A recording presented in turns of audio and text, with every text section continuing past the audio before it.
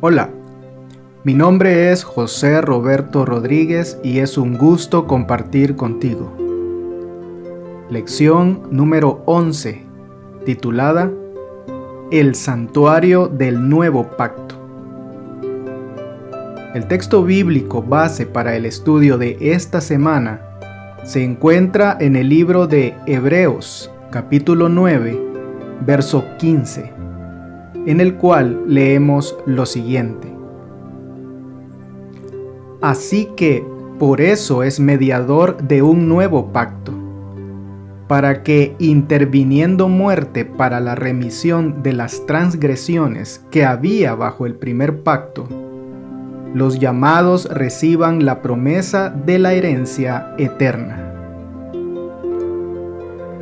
Se presenta aquí a Cristo como mediador de un mejor pacto, y esto sobre la base de la eficacia de la sangre de Cristo para limpiar la conciencia.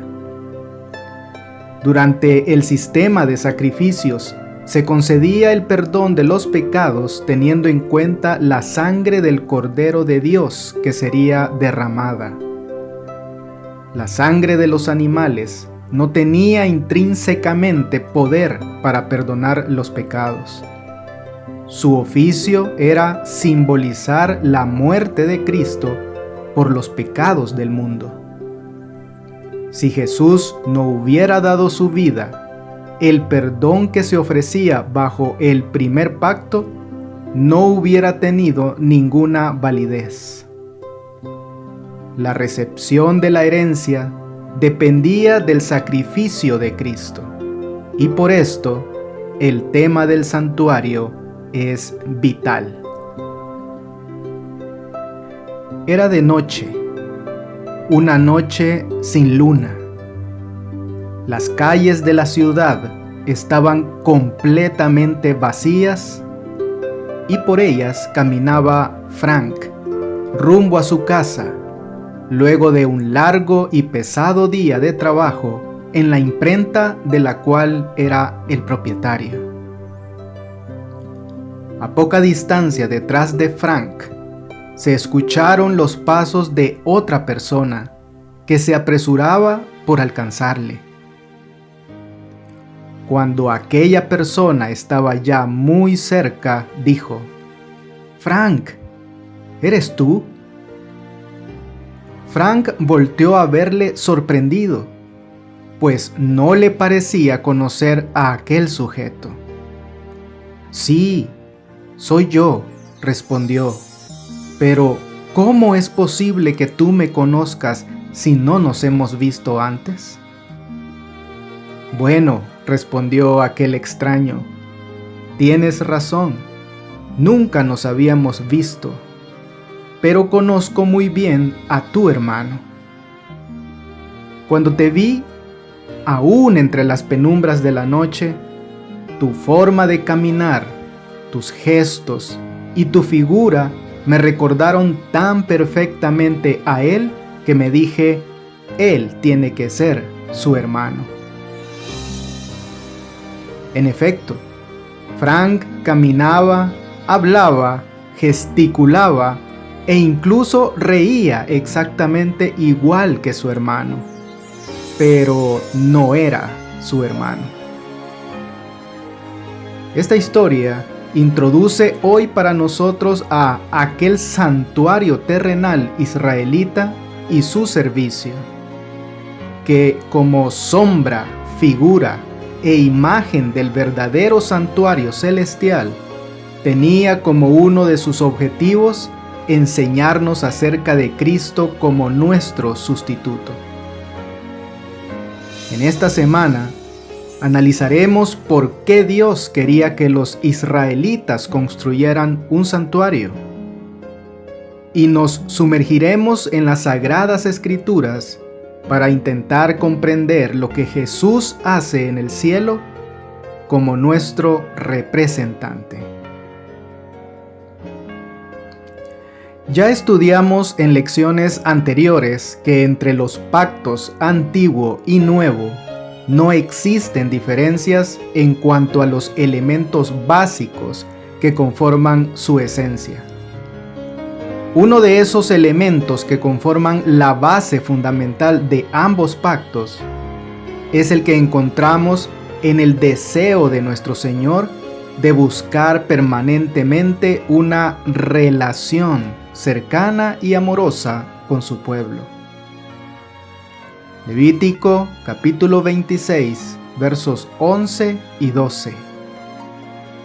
Y pondré mi morada en medio de vosotros, y mi alma no os abominará.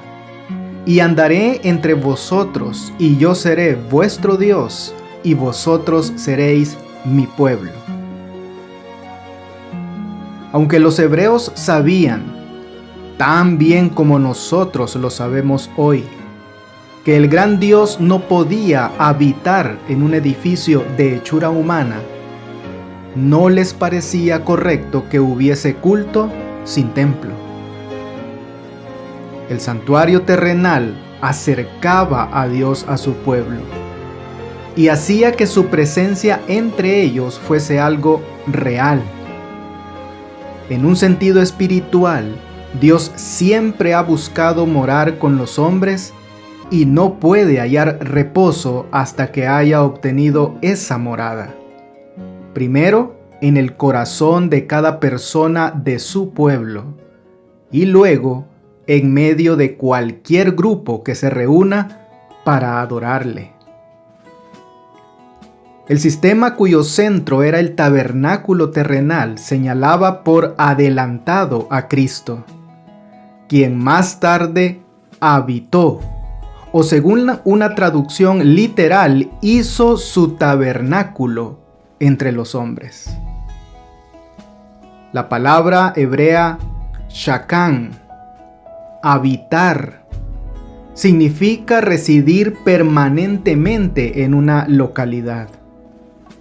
Y es el vocablo que está muy relacionado con la palabra Shekinah, que es el nombre aplicado a la manifestación de la gloria divina asentada sobre el propiciatorio.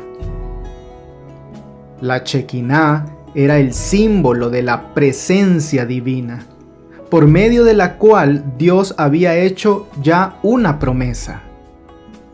Éxodo capítulo 25, verso 8.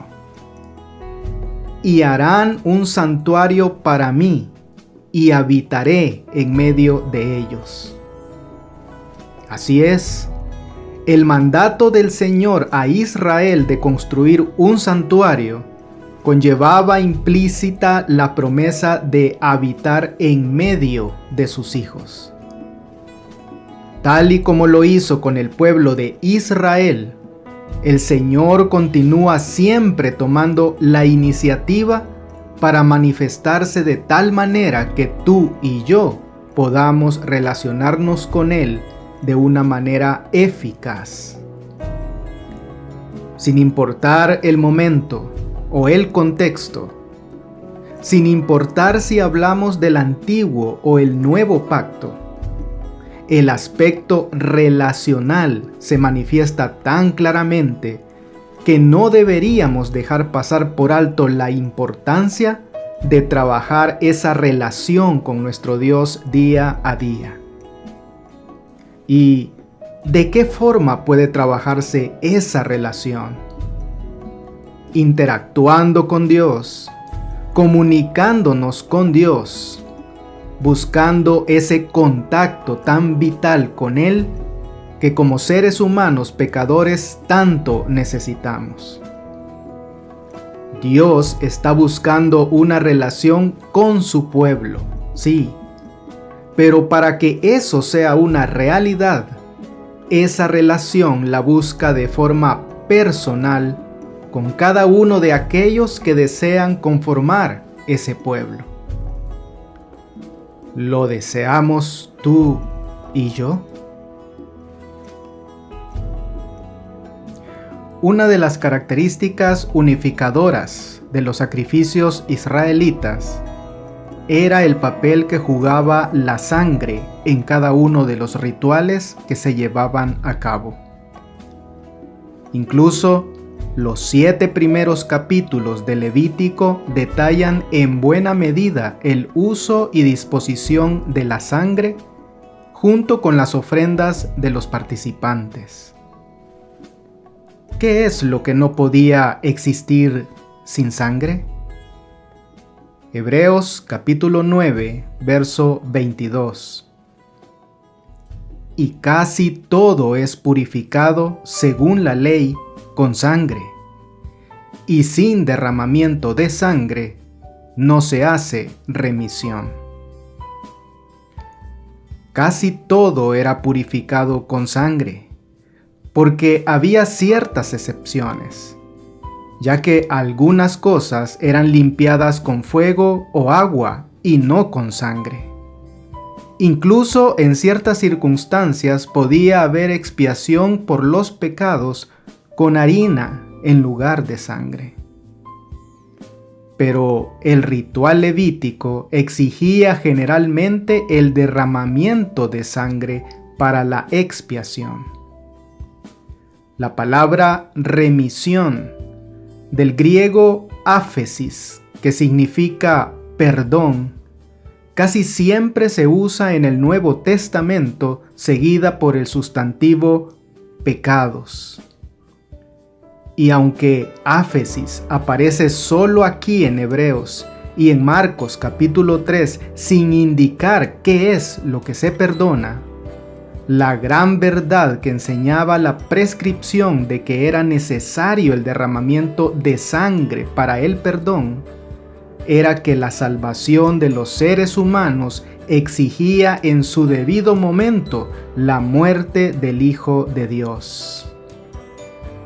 Cada sacrificio de animales anticipaba el supremo sacrificio del Cordero de Dios que quita el pecado del mundo. Isaías capítulo 53, verso 5. Mas él herido fue por nuestras rebeliones, molido por nuestros pecados. El castigo de nuestra paz fue sobre él, y por su llaga fuimos nosotros curados. Se nos recuerda aquí que los sacrificios con sus ritos tenían una naturaleza curativa purificadora, ya que se limpiaba al pecador transfiriendo el pecado y la culpa individual al santuario, y esto mediante el acto de rociar la sangre sacrificial. Pero también se nos recuerda la naturaleza profética del servicio en el santuario terrenal. Hebreos capítulo 9, verso 28.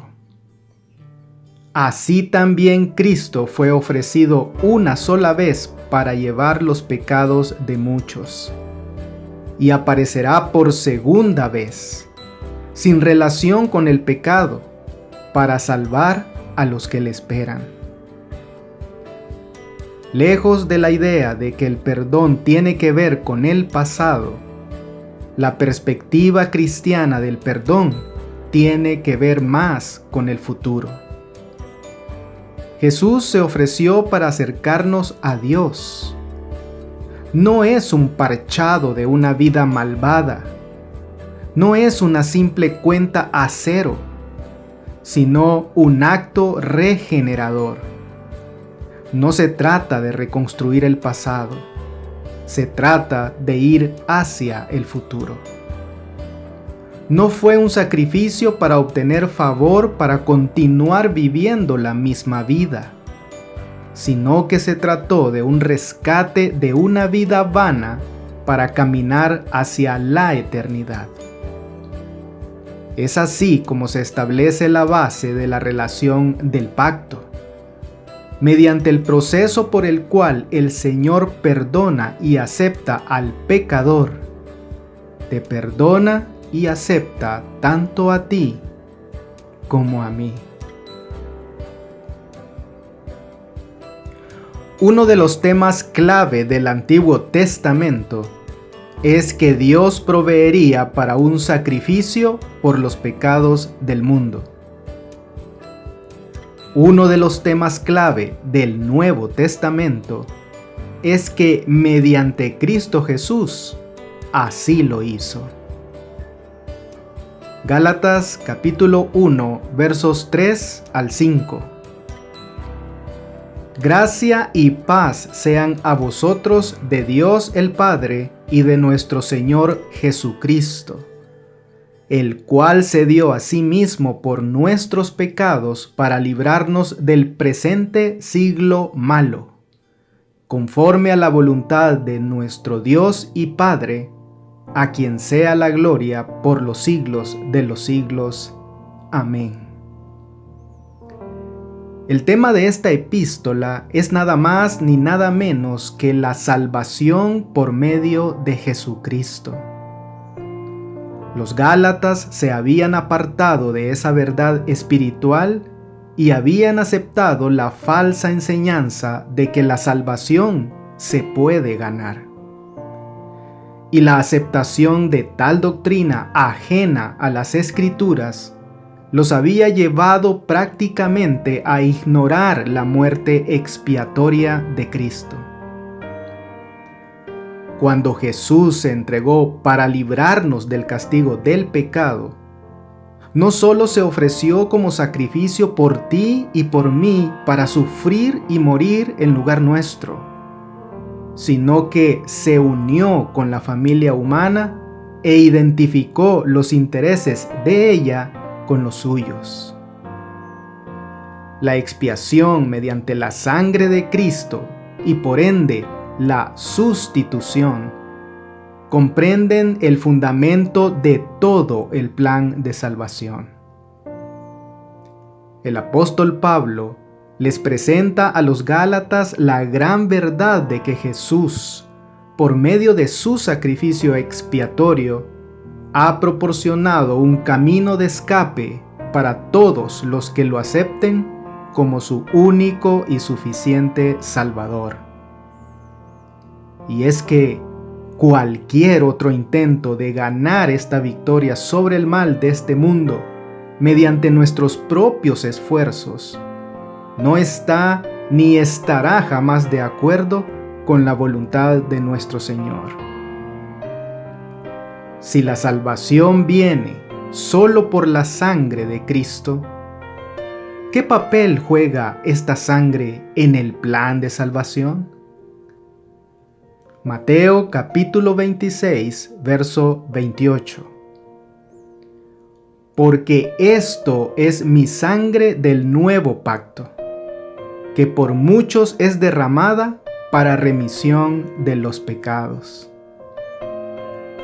La sangre que Jesús derramó en el Calvario ratificó o dio validez al nuevo pacto, así como la sangre de los becerros había servido para ratificar el antiguo.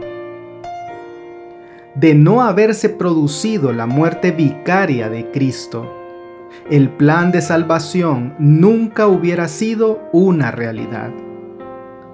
Si todos aquellos que fueron salvos en los tiempos del Antiguo Testamento lo fueron porque se anticiparon con fe a la muerte de Jesús, así hoy en día se encuentra la salvación para nosotros, mirando hacia atrás, hacia ese mismo y glorioso acontecimiento.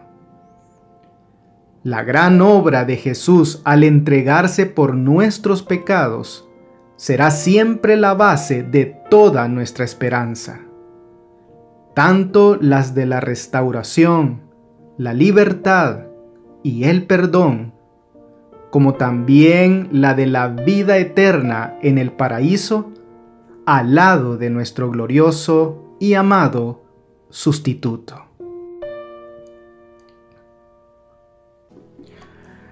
¿Cuál sería tu respuesta si a ti te preguntaran, ¿acaso la obra de Cristo por nosotros concluyó con su muerte en la cruz del Calvario? Pues, a la luz de lo estudiado en estas lecciones sobre el pacto antiguo, el nuevo pacto y el santuario juntamente con su servicio, La respuesta tendría que ser un categórico no. La obra de Cristo no terminó allí. ¿Y sobre qué base responderíamos así? Sobre la base de que todo el servicio que se llevaba a cabo en el santuario terrenal, si bien era solo una sombra o un símbolo de lo que Cristo haría por la humanidad entera, tampoco terminaba con la muerte del animal al interior del tabernáculo de reunión. ¿Qué le seguía al sacrificio de aquel inocente animal presentado en sacrificio? Levítico capítulo 16, verso 14.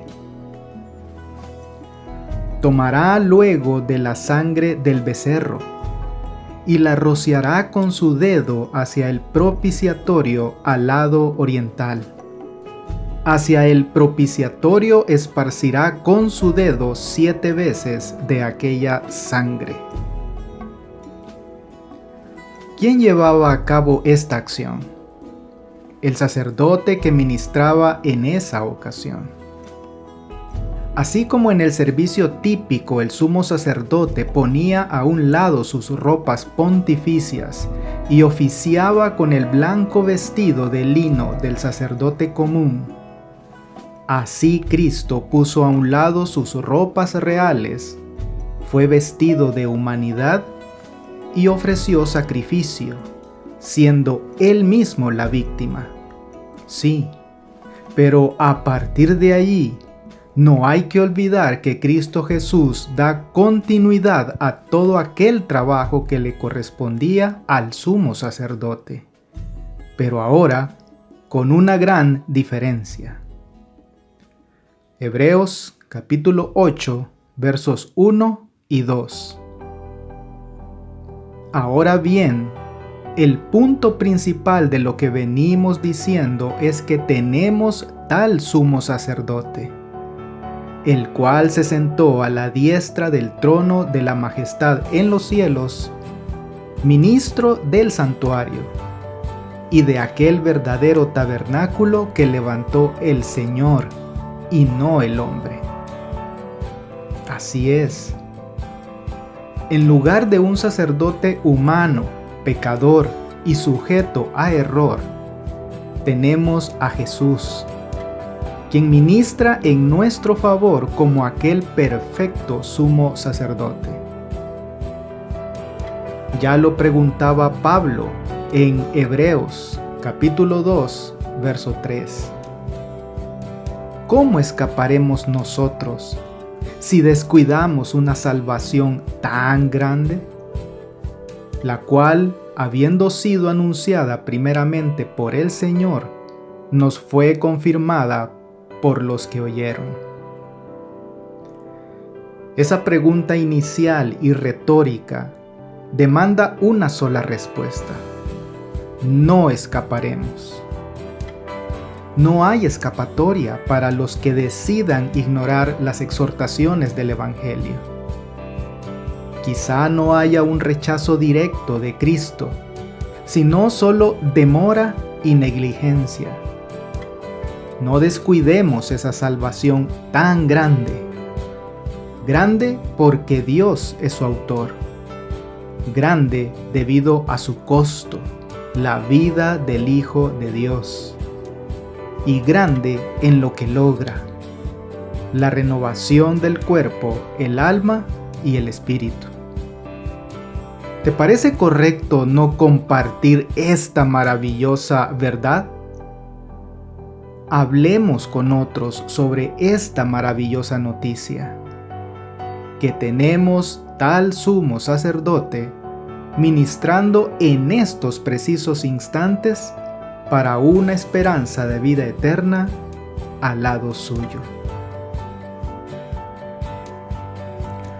Cuando vamos a las Sagradas Escrituras y leemos sobre todo lo que involucró el ministerio de Cristo Jesús en esta tierra, no podemos más que maravillarnos en extremo. Y aunque el final de su ministerio terrenal lo asociamos muchas veces a su muerte en la cruz del Calvario, es importante no perder de vista que su trabajo en función de buscar nuestra salvación no concluyó en aquel madero. Cuando Cristo Jesús entrega su vida por ti y por mí, cargando sobre sí mismo la culpa de nuestro pecado, no hace más que marcar un punto, no de finalización, sino de continuidad en relación a su ministerio, el cual pasaría de ser de carácter terrenal a ser de carácter celestial. Hebreos capítulo 9, verso 24. Porque no entró Cristo en el santuario hecho de mano, figura del verdadero, sino en el cielo mismo, para presentarse ahora por nosotros ante Dios. Nota con especial atención en la última parte de este versículo la palabra ahora. Sí, lo que el autor está pretendiendo aquí es colocar de relieve ante nosotros el pensamiento y la seguridad de que Cristo ya está ministrando como sumo sacerdote, y nos exhorta a cada uno a dejar de depender de todo el simbolismo del antiguo sistema levítico y que más bien disfrutemos plenamente de las gloriosas prerrogativas, esperanzas y promesas que dispensa el nuevo pacto. En contraste con el sumo sacerdote del santuario terrenal, que solo podía llegar hasta delante de la manifestación de la deidad en la gloria sobre el propiciatorio, el Cordero que quita el pecado del mundo llega hasta la misma presencia del Dios Todopoderoso. Y lo hace entendiendo a plenitud todas nuestras pruebas, todos nuestros dolores y todas nuestras tentaciones, para ser nuestro representante ante el Padre Celestial. Primera de Timoteo, capítulo 2, versos 5 y 6. Porque hay un solo Dios y un solo mediador entre Dios y los hombres, Jesucristo hombre, el cual se dio a sí mismo en rescate por todos, de lo cual se dio testimonio a su debido tiempo. El pecador puede ser reconciliado con Dios solo mediante Jesús. Dios no necesita ser reconciliado con el hombre, pues su voluntad fue la que inició el plan de salvación, proporcionando el medio para ella con la vida y la muerte de su Hijo amado.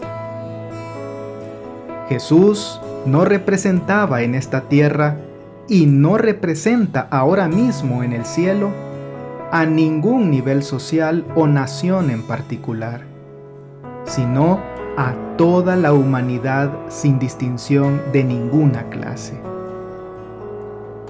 ¿Acaso esta no es una noticia más que maravillosa? La palabra rescate, incluida en el texto de Timoteo y proveniente del griego antilutron, destaca la completa incapacidad del hombre para contribuir de alguna manera a su salvación personal. La expiación de Cristo es eficaz para el peor de los pecadores y está al alcance de todos y en todas partes.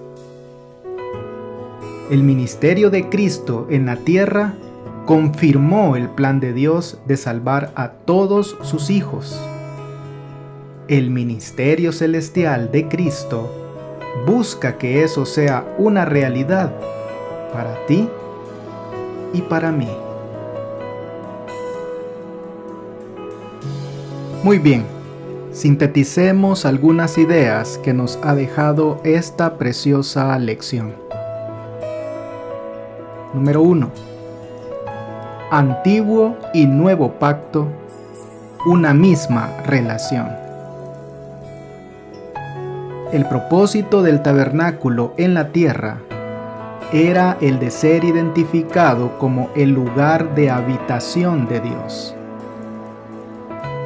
Y aunque la idea no era que Dios exclusivamente vivía en ese lugar, sí era el lugar específico donde los hombres podían venir confiadamente y con la plena certeza de encontrar a su Señor. Las mejores promesas se guardan para el final. La promesa más importante era que Israel disfrutaría de una relación especial con Dios. Si no fuera por esto, todas las bendiciones materiales descritas anteriormente fueran insignificantes. Relacionémonos cada vez más con nuestro Dios. Número 2. Nuestro sustituto se dio a sí mismo. Todos sabemos por Juan 3:16 que el Dios Padre amó tanto al mundo que dio a su Hijo unigénito. Pero no solamente el Padre fue el que dio. Nuestro amoroso Jesús también dio. ¿Qué dio Cristo Jesús? Jesús dio el mayor regalo que podía.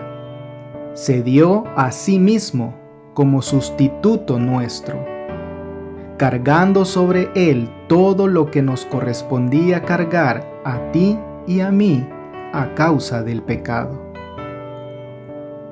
En algún sentido, deberíamos darnos cuenta de que en nuestro caso, ni siquiera hemos comenzado a dar, sino hasta que nos damos a nosotros mismos.